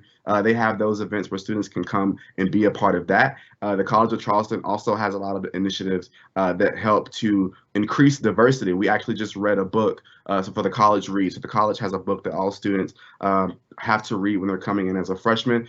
So they try to make those books appeal to topics that kind of try to promote diversity. So there are different elements in different departments on campus that promote it and try to keep it going here at the college. I can also jump in on this one. It's Yuki again. So something that I was involved with, actually with Vernon, was junior and senior project, where we did outreach into local Charleston high schools to try to bring in more local Charleston students, as well as a lot of students of color, and we brought them onto campus to sort of help them with their standardized test prep, as well as give them a feel for what it would be like to live in the dorms and live in the actual city of Charleston. And so that was a really great program that we had to try to increase diversity on campus. Awesome, thank you. Okay, almost finished here. Our next question is: the campus community at the College of Charleston inclusive of all faith backgrounds and religions? I can also grab this one. So yes, I would say College of Charleston is very inclusive. Even though I am not of a faith background, I have a lot of friends who are. And from my experiences and from hearing them talk about it, I've never encountered anyone who feels that their faith has disqualified them from anything on campus, or that they felt like they were discriminated against because of their faith. And so I have a lot of friends in Young Life and Hillel and things like that, and I understand that they're pretty active on campus. Thank you. Last question: what services are provided to assist LGBTQ communities, students on campus, and what is actively being done to make the College of Charleston more inclusive to minority groups? Vernon here, and I can take this question. So we have several entities on campus that participate in supporting and helping maintain the LGBTQ plus communities on campus. One to name, of course, is MSPS, the Multicultural Student Programs and Services. And within that department, they have an entity known as Safe Zone. So Safe Zone has many different activities and promotional events that take place. They're also heavily involved with the Pride Festival that takes place in Charleston every year. It's a really big deal, and a lot of our students do participate in that. We also have PRISM. PRISM is a student organization. Members who are a part of the LGBTQ plus community or are allies to that community can become a part of this organization, and they participate in the same types of educational events, inclusive cultural events for those types of students here on the campus. But we also have Gender and Sexuality, Equity Center, and they have many different resources, but one that I want to highlight just for the sake of time. Let's say if you have students who are a part of this community or are allies to this community and they want to promote a project or an event, this office actually has grants that students are able to apply for, and you can receive those funds to kind of aid in your project. So that's just one of the ways that the campus community or the administration as large is trying to support those students on our campus. Thank you so much. This is Michelle. So I just want to bring everything to a close for our diversity and inclusion portion of our discussion. Thank you so much to our panelists, our amazing students, Dr. Harris, for giving us all this great information. If you all have any questions that you would like to ask our students or Dr. Harris or Mr. Grimmage, you can definitely put your question in our Q&A chat or email the admissions office. We will gladly make sure that we answer each and every question. So as you can see, we're not perfect, but we want to be imperfectly perfect with you. So please reach out to us if you have any other questions. So at this time, I'm going to turn it back over to Devin to continue on with our virtual experience. Thanks, Michelle. And thank you again to Dr. Harris, Ken, and our fantastic student panelists. We really appreciate hearing all of your views on diversity and inclusion at the college. I'm now going to introduce Stephanie Otwater, Director of Orientation and New Student Programs. Stephanie will answer some important questions you all have submitted regarding orientation, as well as provide an overview of what to expect this summer. Stephanie?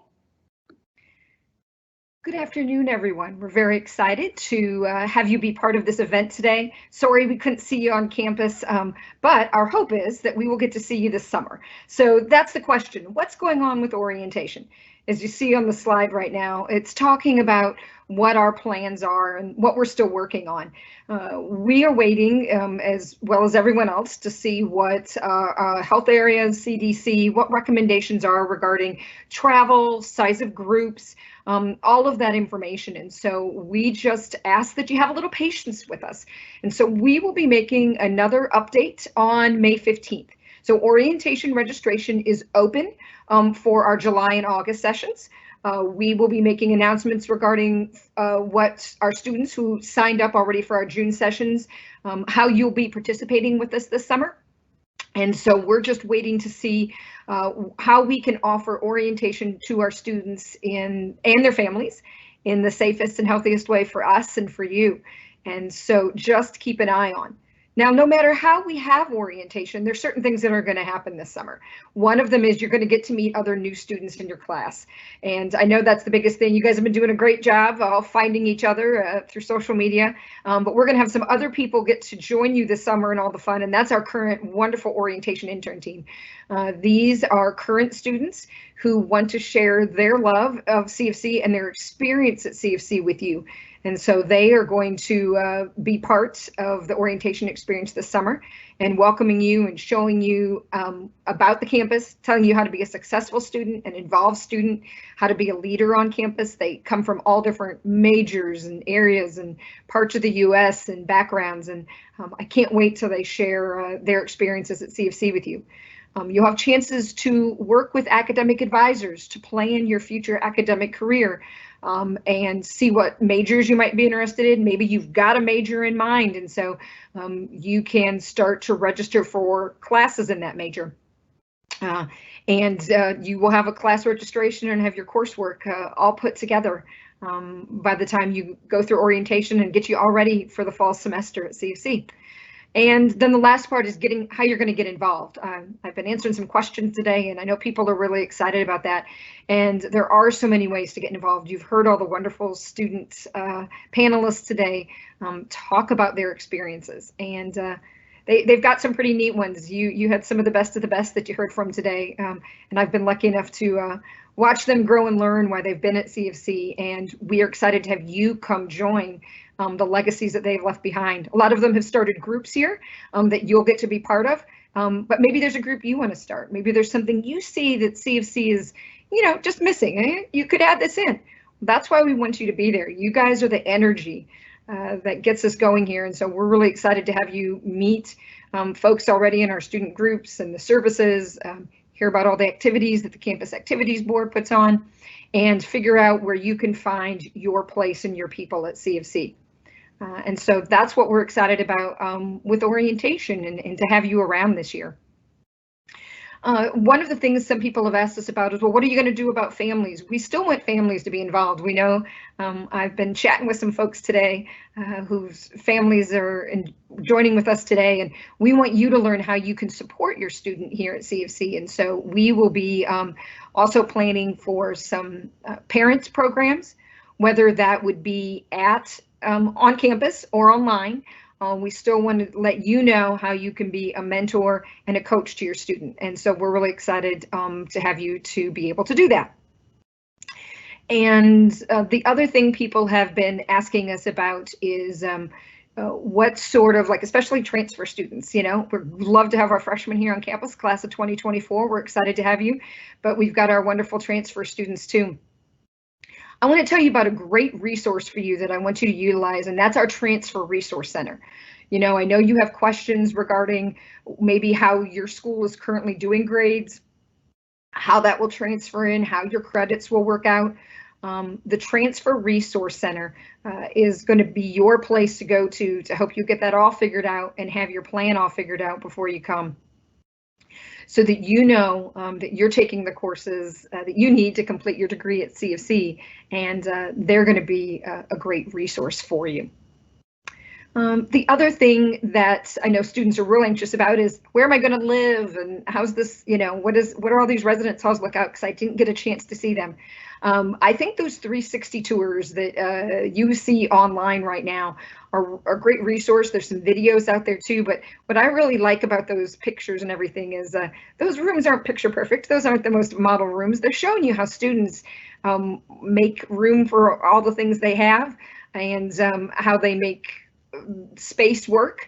I know there's some moms that are real interested about how we're going to get all the space for everything in, and I tell you, there's some great ways to make it all work. And our campus housing and residence life and housing folks will be with you all summer, helping you get all those details and get all that figured out so that you can have your home away from home here on campus.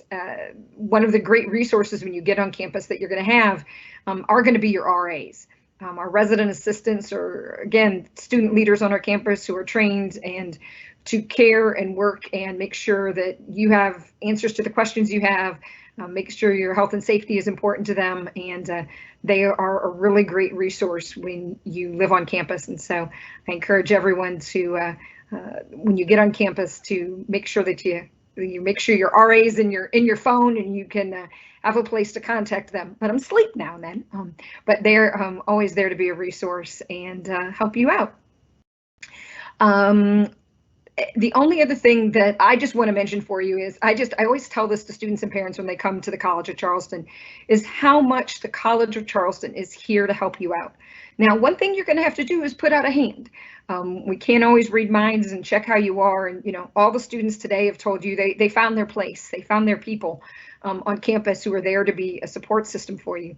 And all that I can say is all of you will have that. You will all find different places and different people. Reach a hand out, ask. What I always say, what's really special about the College of Charleston is if you have a problem or you have an issue and you ask, you're not going to have just one person get back to you or one hand reach out to help you. You're going to have 10 hands. You're going to have your peers, you're going to have your peer educators, you're going to have staff, you're going to have faculty. That's what makes College of Charleston such a special place. And so reach out to us. You've got questions. There's lots of offices. If you're not sure what office you ask something to, please just email the orientation office.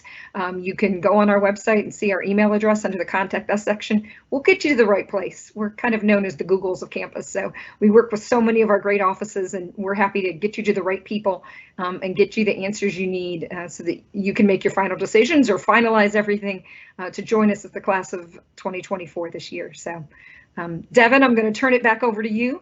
Thanks to everyone, and we look forward to seeing you this summer. Thanks, Stephanie. All right, admitted students, this concludes our presentation for today. Before we sign off, I want to thank you all again for tuning in. While we addressed many of your questions and concerns, we recognize we weren't able to cover it all. If you have any remaining questions, don't forget to email admissionsevents@cfc.edu. I'd also like to take a moment to remind you all to explore our Virtual Visitor Center website if you haven't already. The Virtual Visitor Center continues to be updated daily. Here you can register to chat with deans of our 6 schools, connect with the Honors College dean and staff, watch webinars on academic departments, academic advising, register to chat with your admissions counselor, and more. We hope you all enjoyed today's event. And don't forget, you can connect with one another on the CFC official Facebook page. And again, always reach out to the admissions staff. We are here for you. Congratulations again on your acceptance, and welcome to the College of Charleston family. Have a great day.